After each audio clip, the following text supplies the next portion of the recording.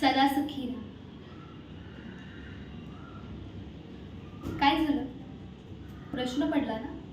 मी इथे कशी काय आले ते सांगते.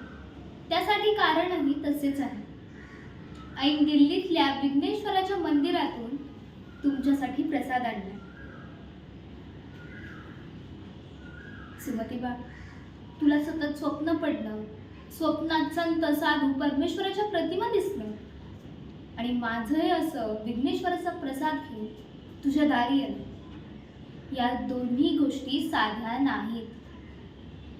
हो, पण हे एक शुभ संकेत आहे आणि हा संकेत एका महापुरुषाच्या जन्माचा संकेत आहे. मला असं वाटतं तो महापुरुष ह्याच घरी जन्म घेणार आहे.